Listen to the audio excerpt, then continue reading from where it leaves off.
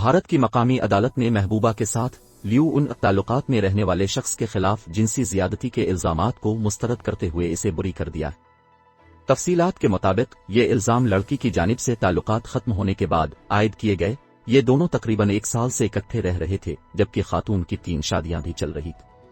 شہر کی سیشن عدالت نے مرد اور عورت کے درمیان جاری ایک ساتھ رہنے کے تعلقات کی نوعیت کو بھی محلوظ خاطر رکھا اور فیصلہ دیا کہ مرد کے شادی شدہ ہونے کے بھرپور علم کے باوجود تعلقات سے معلوم ہوتا ہے کہ خاتون اس عمل کی اخلاقی حیثیت سے بخوبی واقف تھی اور اس میں رضامندی شامل تھی۔ کیس کی تفصیلات کے مطابق الزام تراش 30 سالہ خاتون کی اس سے قبل تھی 3 مرتبہ شادی ہو چکی تھی اور اس نے کسی بھی شوہر سے طلاق نہیں لی تھی۔ یہ خاتون 2016 میں مذکور ہے شخص کے ساتھ تعلقات میں آئی اور انہوں نے 2017 تک ایک ساتھ رہتے ہوئے تعلقات رکھے۔ جب تعلق ٹوٹ گیا تو خاتون نے کیڑے مار دوا کھا لی، جس کے باعث طبیعت بگڑنے پر ہسپتال داخل کروایا گیا۔ خاتون کی جان بچ گئی اور پھر اس نے نارول پولیس اسٹیشن میں فروری 2018 کو مذکورہ مرد کے خلاف شادی کا وعدہ کر کے جنسی زیادتی کا نشانہ بنانے کا مقدمہ درج کروایا۔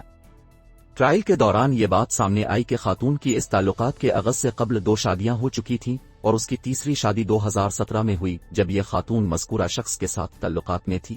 عدالت نے یہ بات ملاحظہ کی کہ خاتون نے کسی بھی شوہر سے طلاق نہیں لی۔ یہ خاتون اپنے 2 شوہروں کے ساتھ قانونی چارہ جوئی میں بھی ملوث ہے۔